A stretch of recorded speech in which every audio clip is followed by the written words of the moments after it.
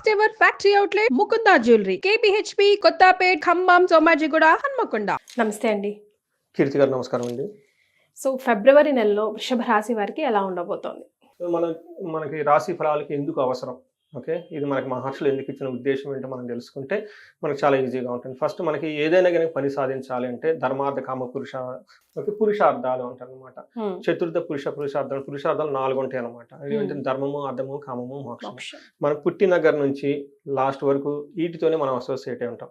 మన హిందువులే కాదండి, భూమి మీద పుట్టిన ప్రతి ఒక్కళ్ళు ప్రతి కంట్రీ ఇవే వాళ్ళు చేయాల్సిన పనులు. వీటిని మనిషి సాధించాల్సిన రిసోర్సెస్, అర్థాలు, గెయిన్స్ అని అనుకోవచ్చు అనమాట.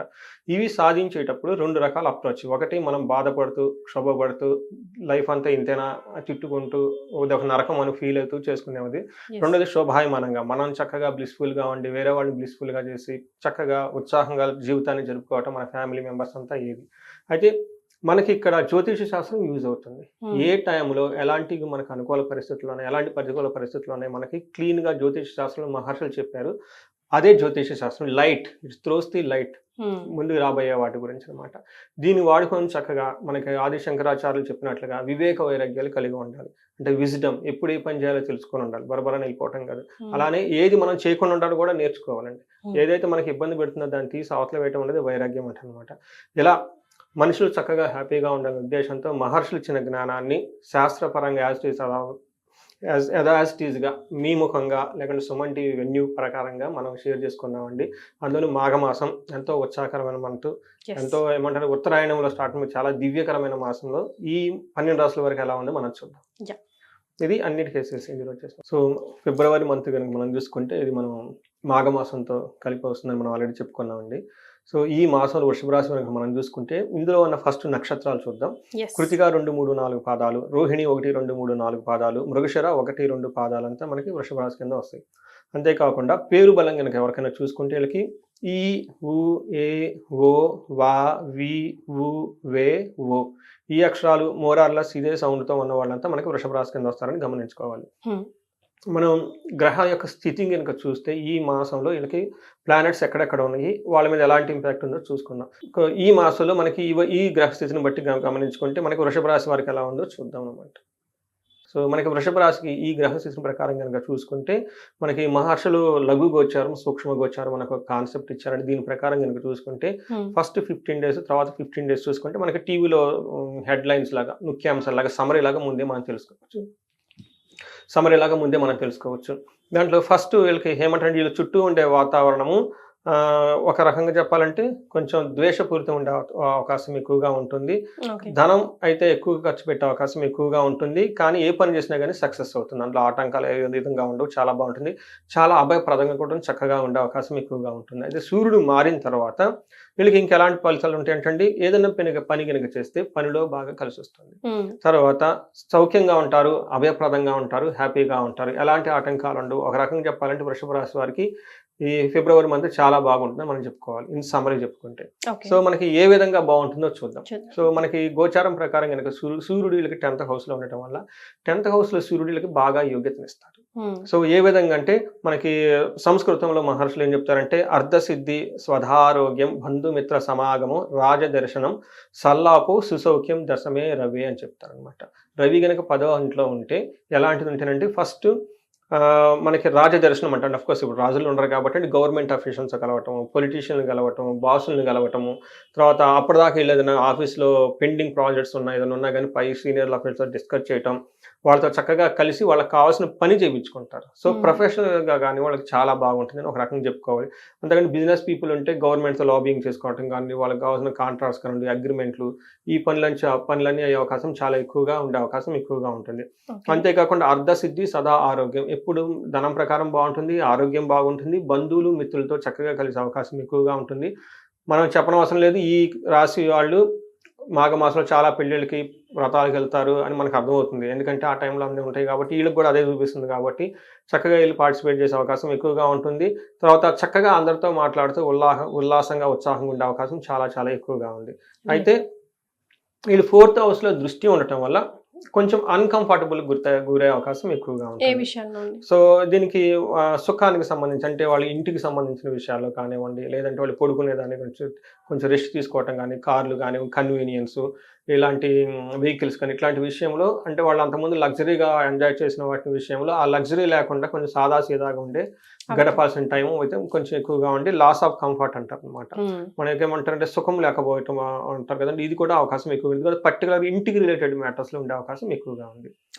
సో మనకి మాస్ కుజుడి కనుక చూసుకుంటే వీళ్ళకి అంత యోగ్యతను ఇవ్వట్లేదు. కానీ వేద ఉండటం వల్ల ఈ అనుకూలమైన పరిస్థితులు వాళ్ళకి అంత ఎక్స్పీరియన్స్ అవ్వవు అనమాట. అంటే నార్మల్గా ఉంటుంది అని మనం చెప్పుకోవాలి. బట్ ఎలా ఉంటుందంటే అసత్వం సతతం క్లేశ సర్వకార్య వినాశనం సదా దుర్జన సంపర్క భీతి స్యాత్ ధనకే కుజే అని చెప్తున్నాం. అంటే రెండో ఇంట్లో కుజుడు ఉండటం వల్ల వీళ్ళు దుష్టులతో సమాసం పెట్టే అవకాశం ఎక్కువగా ఉంటుంది. తర్వాత నీచ సంసర్గం అంటారనమాట. అంటే నీచులతో కలిసి మాట్లాడుకోవటం, వాళ్ళతో స్పెండ్ చేసే అవకాశం ఎక్కువగా ఉంటుంది. సదా దుర్జన అంటే చెడ్డ పీపుల్తో ఎక్కువగా వీళ్ళు పోయి కలిసే అవకాశం ఎక్కువగా ఉంటుంది. తర్వాత మళ్ళీ బాధపడుతూ ఉంటారు. అయ్యో నేను పని అనవసరంగా చేశాను, ఏదో చేసుకున్నాను, గిల్టీ పని ఏదో చేశాను, అనవసరంగా వాళ్ళతో చెడిపోయి ఇలా చెడగొట్టుకున్నాను అని చెప్పేసి బాధపడే అవకాశం ఎక్కువగా సిచ్యువేషన్ ఉంటుంది. తర్వాత ఎప్పుడు ఈ టైంలో వీళ్ళు ఏ పని చేసినా కానీ సర్వకార్య వినాశనం ఆటంకాలు వచ్చే అవకాశం ఎక్కువగా ఉంటుంది. సతతం క్లేశ ఏదో ఒకటి బాధపడే ఉండే అవకాశం ఎక్కువగా ఉంది. అయితే ఇవి వీళ్ళకి ఎంత పర్సెంటేజ్లో జరుగుతుంటే చాలా చాలా తక్కువ పర్సెంటేజ్లో జరిగే అవకాశం ఎక్కువగా ఉంది. పెద్దగా భయపడిన అవసరం అయితే లేదు. అయితే వీళ్ళకి 5th ఆస్పెక్ట్ 9th ఆస్పెక్ట్ ఉండటం వల్ల ధనం విషయంలో కేర్ఫుల్గా ఉండాలి. ధనం లేకపోవడం వల్ల భయపడే అవకాశం ఎక్కువగా ఉంటుంది. అంతేకాకుండా వీళ్ళకి 9th హౌస్లో దృష్టి ఉండటం వల్ల కానీ రోగాలు వచ్చే అవకాశము, లేదంటే సమాజంలో ఏమని చెప్తారంటే షేమ్గా ఫీల్ అయిపోయే సంఘటనలు జరిగే అవకాశం కూడా, అగౌరవం జరిగే సంఘటనల విషయం కూడా జరిగే అవకాశం ఎక్కువగా ఉంది. కాబట్టి కొంచెం గమనించుకొని జాగ్రత్తగా ఉండాలి. శుక్రుని కనుక మనం చూసుకుంటే వీళ్ళకి చాలా మంచి యోగ్యతను ఇస్తున్నాడు అని మనం చెప్పుకోవాలన్నమాట.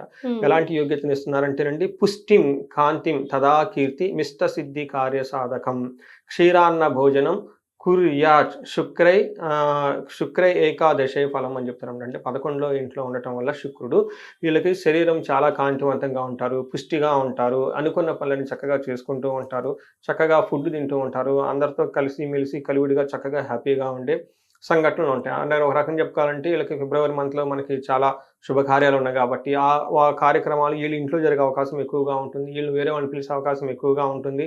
సో ఇది ఒక మంచి టైం అని చెప్పుకోవాలి. అయితే పిల్లల విషయంలో కొంచెం జాగ్రత్తగా ఉండాలి. శుక్రుడు 5th హౌస్లో చూడటం వల్ల అది దృష్టి పిల్లల మీద కొంచెం పడే అవకాశం ఎక్కువగా ఉంటుంది. పిల్లలకి సడన్ గా హెల్త్ జ్వరం రావటము, కింద పట్టడం, పిల్లలకి ఏదైనా దెబ్బ తగలటము, ఇలాంటి విషయాలు జరిగే అవకాశం ఎక్కువగా ఉంటుంది. చిన్నపిల్లలకి కామన్ అనుకోండి, బట్ అంత పెద్ద సీరియస్గా తీసుకునే అవసరం లేదు. కొంచెం కేర్ఫుల్గా ఉంటే బాగుంటుంది. సో మరి నక్షత్రాల ప్రకారం కూడా ఒకసారి వీళ్ళకి ఎలా ఉంటుందో తెలుసుకుందామండి. మనం కృతిక, రోహిణి, మృగశిర ఈ 3 నక్షత్రాలు మనకి వృషభ రాశిలో ఉంటాయండి. మనం కృతికా నక్షత్రం వాళ్ళు కనుక చూసుకుంటే ఈ మహర్షులు మనకి అంగగోచారం అనే ఒక కాన్సెప్ట్ని ఇచ్చారండి. దీని ద్వారా నక్షత్రాలు డీటెయిల్డ్ ఇన్ఫర్మేషన్ మనకు వస్తుంది. మనం కృతికా నక్షత్రం వాళ్ళని చూసుకుంటే 2 విషయాల్లో చాలా పాజిటివ్గా ఉంటుంది, 2 విషయాల్లో చాలా ఛాలెంజింగ్ ఉంటుంది. ఎక్కడ పాజిటివ్ అంటే మంత్ అంతా ఫస్ట్ క్షేమంగా ఉంటారు, చిన్న ఏమైనా జరిగినా కానీ హ్యాపీగా ఉంటారు. తర్వాత ఫారిన్ వెళ్ళాలనుకున్న వాళ్ళకి ఇది చాలా మంచి యోగ్యకరమైన టైం అనుకోవాలి. లేదంటే ఊళ్ళు కానీ ఎక్కడికైనా వెళ్ళి కొంతకాలం లాంగ్ వెకేషన్ ప్లాన్ చేసుకునే వాళ్ళు కూడా బెస్ట్ టైం అని మనం అనుకోవాలన్నమాట.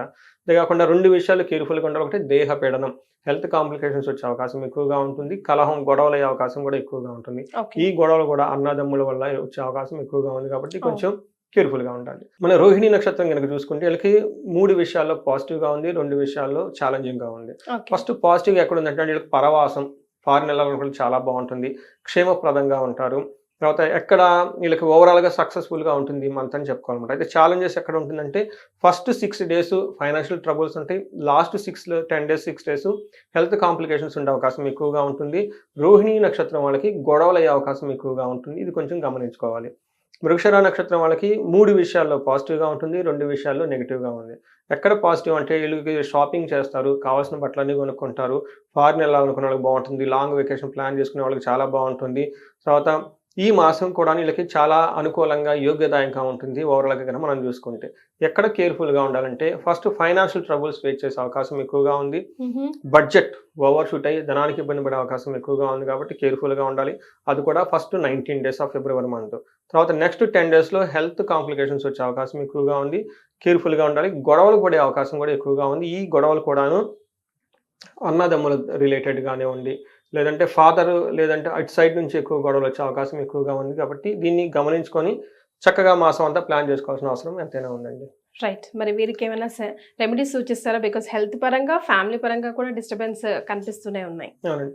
రెమెడీస్ కనుక చూసుకుంటే వీళ్ళకి రోహిణి నక్షత్రంలో కార్యహాని జరిగే అవకాశం ఎక్కువగా ఉందండి. కార్యసిద్ధి హనుమాన్ మంత్రం చదువుకుంటే చాలా బాగుంటుంది.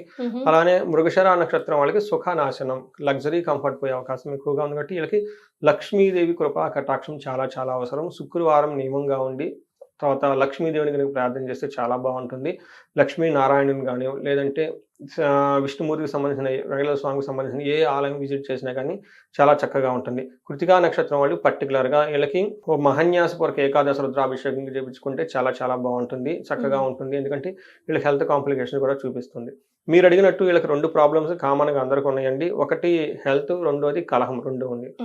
గొడవలు, శత్రు బాధ వీళ్ళకి బాగా అధికంగా ఉండి ఓకే. అంటే ఇంట్లో గొడవలు, అన్నదమ్ములు అంటే ఓకే. బట్ బయట ఇంకా శత్రువులు ఏమైనా వచ్చేసి సీరియస్గా గొడవలు కనుక ఉంటే వీళ్ళు చండీ పారాయణం చేయించుకున్నా, చండీ హోమం చేయించుకున్నా కానీ చాలా ఆ గొడవల నుంచి చాలా బయటపడే అవకాశం ఎక్కువగా ఉంటుంది. కొంతమందికి అంతర్గత శత్రువులు ఉంటారు, కనపడకుండా ఉండేసి ఇబ్బంది పెడుతూ ఉంటారు. వాళ్ళకి మన్యు పాశుపత హోమం కనుక చేయించుకోగలిగితే ఆ ఉగ్రరూపమైన ఆంజనేయ స్వామిని వీళ్ళకి చాలా రక్షిస్తాడని మనం తెలుసుకోవాలి.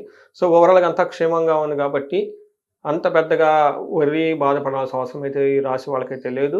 ఎవరికైనా హెల్త్ కనుక ఉంటే కొంచెం మృత్యుంజయ మంత్రాన్ని జపం చేసుకుంటూ ఉంటే చాలా బాగుంటుందండి. Right. Thank you so much అండి. ధన్యవాదాలు. థ్యాంక్ యూ అండి కీర్తి గారు.